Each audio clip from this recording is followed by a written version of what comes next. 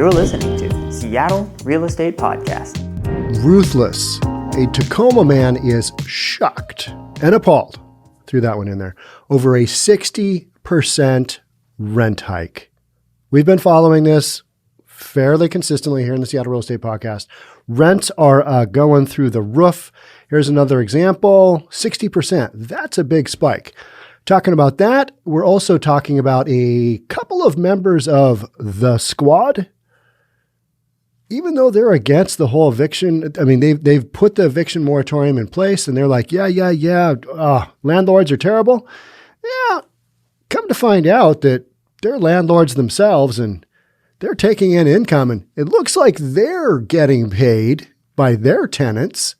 Everybody else, you're on your own. Yeah, figure it out. The whole landlord to tenant equation. We're going to have the landlords just pay all the tenants, and I'm sure this will work out well in the end. Until the Tacoma man is shocked because he gets a 60% increase in his rent. They're both related. Let's check it out in the Seattle Real Estate Podcast today. All right, and if you're new here, my name is Sean Reynolds. I own a couple of real estate companies, and I read the news that reasonable people, they enjoy hearing. That's what I'm told anyway. All right, let's do this. Ruthless. It's one of those words when you hear, you're like, ugh, what's going on? Rent increases are nothing new, but one Tacoma man says he was shocked over one that he is facing, calling it ruthless. All right, it's nothing personal. A rent increase is an economic thing, right? It's money. It's not being ruthless. It's an asset. The asset goes up in value. You might end up, if there's more demand for said asset, you might end up paying a little bit more. That's how these things work. Terrance Parsons has lived in Manitou Park Apartments in South Tacoma for the past 5 years. He says his rent is around $825 a month, including utilities.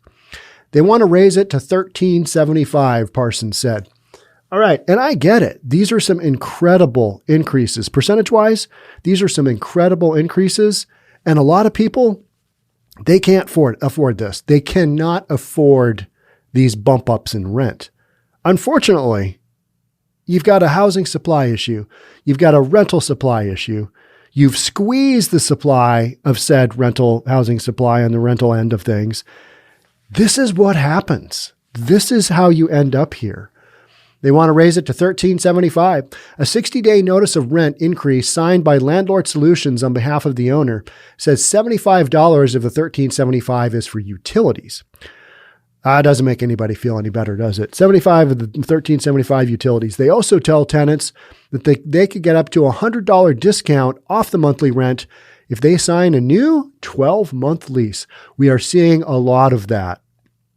Hey, I'll give you a little bit off. You sign a 12-month lease, but here's the deal. You got to pay. And the number is this. I understand property goes up, but for 2 years, that's an extensive amount, Parsons said. That's the thing that a lot of tenants are going to get these rent increases and go, holy, you know what? What is going on? Yeah. This is what's going on. Q13 News spoke with Landlord Solutions and requested more of an explanation of why the owner felt the need to increase the rent by 60% at one time. We have not received more of an explanation as of yet. The notice, however, told Parsons that he had not received a rent increase in the last 12 to 24 months. All right, here's the thing. It's an economic good. This isn't about, man, I really don't like this tenant. I'm just going to jack up the rent. It's a matter of what the market will bear. Simple as that. That's not ruthless. That's just what the market will bear. And guess what? There haven't been any increases. There haven't been any increases in a long, long time, right? Since the beginning of the pandemic. We just put a freeze on everything. So you've got some of that is you're going to have some of those increases that would have happened over that time period. That's a little bit of it. You've also got constriction, which I talk about a lot here on the Seattle Real Estate Podcast. You've got constriction. You've got properties, the landlords who are like, if I don't have control over what I can do with my asset, I'm getting rid of the damn thing. I'm going to move on to a different asset class. And so those properties get sold, and oftentimes they are not purchased by other landlords They are purchased by owner-occupied folks, because in a lot of markets like Seattle, what you're paying now for a property, maybe $1 million, you could have gotten for $300,000, $250,000, 15 years ago. And those numbers don't pencil at $1 million now. The rent you can get doesn't pencil at $1 million. Plus, you're putting so much money down. It just, the economics there don't necessarily make sense the way they used to. So you've got a situation where a lot of the properties are being sold because it makes sense to get out. Landlords don't want to do the landlording. Most landlords own less than 10 properties, and a vast majority own fewer than 4. And that's single family residential. Apartment complexes, that's a different story. But we're talking about single family residential. This guy's in an apartment, but all of the rental markets are being impacted right now, right? It also listed reasons like rising housing costs and expense increases for the rent hike. You betcha. Absolutely. So this is that perfect storm for rent hikes, and you're going to see it time and time and time again. The next year, this is a thing. I've had no renovations. Look at the paint at that place, Parsons said. Well, there's a thing called the eviction moratorium, and landlords, until that gets worked out, they've probably got, if they're a big landlord, they own a bunch of property, they've got probably a handful of properties where said tenants aren't paying. The income from those properties would have paid for your renovations. They don't have money for the renovations. Renovations need to be made. And guess what? During the moratorium, when the landlords are paying for all the tenants, they're still paying, when they're covering the rent for the tenants, they're still paying that mortgage, the insurance, the taxes, the maintenance, the property management. They're paying for all of that. And they've got to be able to get to that place where they've got the cash flow to do it. Now, believe it or not, a lot of landlords, unlike what some of our fearless leaders in the state capitol believe, they know how to go to a bank and get a loan. That's literally a statement made by a politician. They know how to get a loan. And some of these tenants, they've got 3 and 4 kids. Geez, they can't pay rent. There's no way. I mean, I'm pointing out the obvious here. Clearly, there's some landlords that lost their jobs as well, right? I mean, that's a thing. It wasn't just, you're a landlord. You're going to keep your job.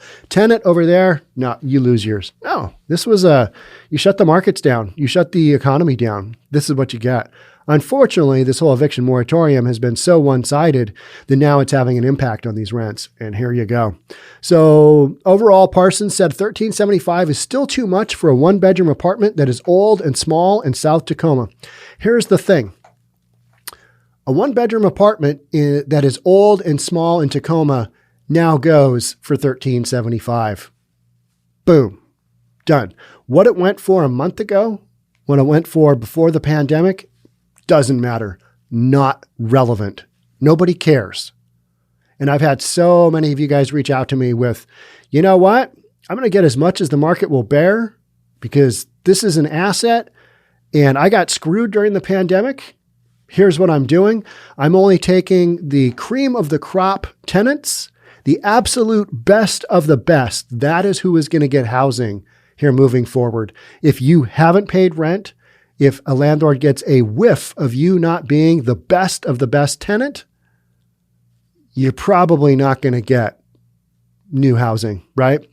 So here's a tenant saying, I would accept a $200 raise that made more sense in the market to me, but that's still a lot. But I understand that, Parsons said. Here's the thing. The tenants aren't on the bargaining end of thing. They are on this is what you're going to pay. If you don't like it, you can leave because there's a list of 10 people behind you, maybe 20, not sure. I'll have to check said list. And those folks are willing to pay the $1,375. So what do you want to do here? What's the deal? What's your call? That's unfortunately what a lot of folks are staring down the barrel of right now, getting rent increases and going, geez, that's a lot. I would accept a $200 raise. Okay, but that's not the thing. You're not accepting anything. You can accept to continue living in your place, but this is what it's going to cost.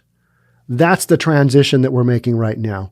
Because now in the state of Washington, you've got the ability to do a 60-day notice on a rent increase because we're getting to that point where the eviction moratorium is going to be lifted on the CDC level, the federal level, state level, local level. You can't keep this charade going forever.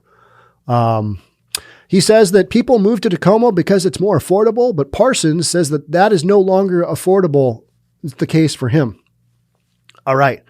There's other people behind you who this is affordable for, and unfortunately, they're going to take your unit. Unfortunately, that's how this goes. Now I have to save money to move. My life security just jumped in the toilet. No idea what's going to happen now, Parsons said.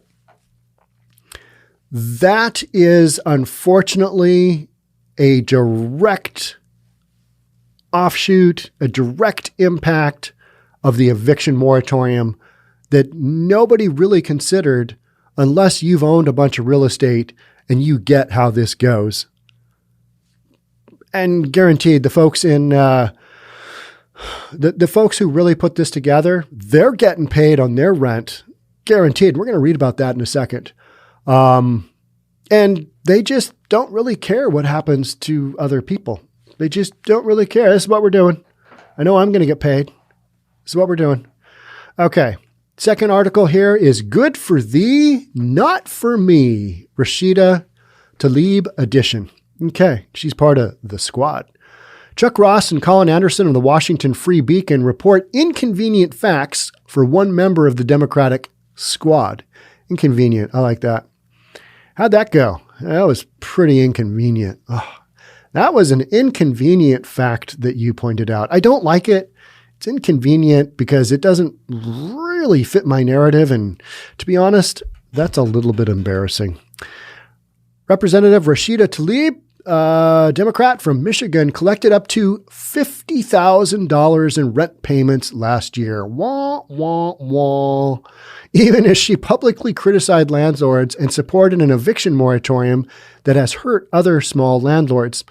Tlaib, who in December stressed the need to protect Americans from landlords and bill collectors in the midst of a pandemic. How about protecting the landlords in the midst of a pandemic because they got fired from their jobs? Could that be a thing? Could landlords with 3 and 4 children need to be protected? Yeah, but we've just got this viewpoint of property owners, people with property, they're evil. We've just got this mentality from a certain spectrum of our political landscape, right? And this was disclosed in an annual financial statement this month that she took in between $15,000 and $50,000 in rent on a Detroit property. Detroit, tough place to have a rental. Pick them up cheap. Management, difficult. Tlaib is not the only squad member who has raked in thousands of dollars as a landlord. Representative Ayanna Pressley, Democrat from Massachusetts, collected up to $15,000 in rental income in both 2019 and 2020 through a Boston property she owns. Her financial disclosures show. Like Tlaib, Pressley slammed landlords for collecting rent during the pandemic, calling the issue literally a matter of life and death. But you still collected rent? Good for thee. I'm not going to do it. Not for me, right? Well, Tlaib collected rent from her tenants. Other small landlords in the United States have not been so lucky. Numerous reports have detailed small landlords' struggles to make ends meet when their tenants refuse to pay rent and they can't evict them. Okay, so here's another statement from Tlaib. Canceling rent and mortgage payments for the duration of the COVID-19 virus pandemic would relieve financial pressure, allowing residents to stay home from work without the added concern of losing their housing and limit the spread of the virus, Tlaib said in March 2020. When I heard that statement when that first came out, I thought, are you kidding me? There is no way they're going to put that in place. That's stupid. Huh. We did. Yeah, how'd that work out?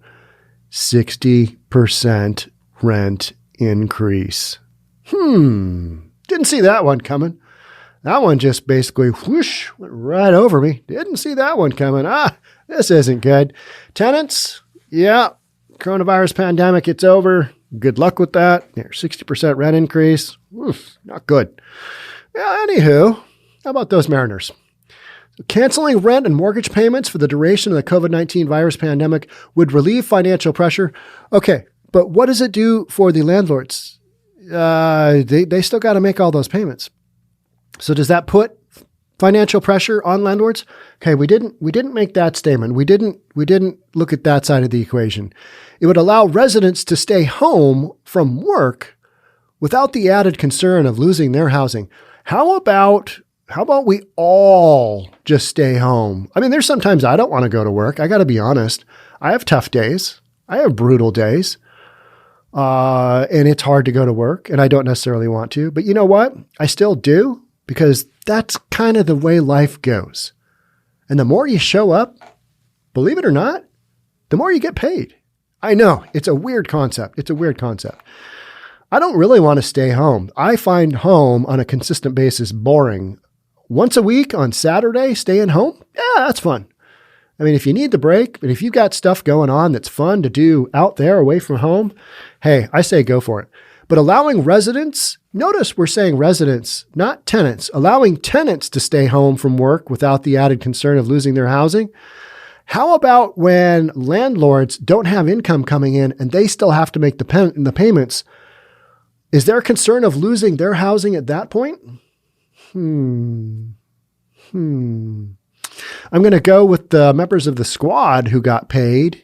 They're not concerned about losing their housing, are they? Their tenants paid. They made sure of that. Interesting. Hey, I know I said this on a national level, but there's no way that I can have you not pay rent. So I know that whole thing that, I'm part of the squad, and I know I said that, but I really need you to pay your rent. This is one of those things where, yeah, you got to pay. You got to pay. Who knows what the deal is with the tenants of the squad, right? And there's a lot of tenants out there that have paid. There's vast majority of tenants have paid. And we're talking about a small fraction who, for whatever reason, life circumstances, and there's always stuff that comes up, and this is what I talk about a lot. There's always people that are going to be evicted. Doesn't necessarily mean they're going to hit the streets and immediately go into a tent. No, they're going to figure it out. They're going to do some transitional thing. They're going to get back on their feet, whatever. Unfortunately, this is life. And unfortunately, one of the major impacts to tenants, the class that they're trying to protect here, is going to be this boomerang effect right back at them that is going to it's not going to be pretty. And that's something I've been talking about for quite a while now, and you're going to see just more and more stuff in the news. So watch for this storyline, and if it's happening to you, I am super sorry. If you are a tenant who is getting rent, notice that is just astronomical, unfortunately, it's a supply and demand issue. This is nothing personal. I know that doesn't, it's like when your parents say, this is going to impact you more than it's going to impact me when they go to punish you. And you're like, thanks for that. Thanks a lot. This is unfortunately the economic scenario that has been created due to the pandemic and the way the eviction moratorium was handled. Landlords got to pay. Tenants don't got to pay. Here we are, 60% rent increases. But don't worry, squad got paid for theirs. All right. That's it for me on this one. Thanks so much for being here. Thanks so much for being part of the Seattle Real Estate Podcast. I will catch up with you on another one. Until then, stay safe. We'll see you soon. Bye for now.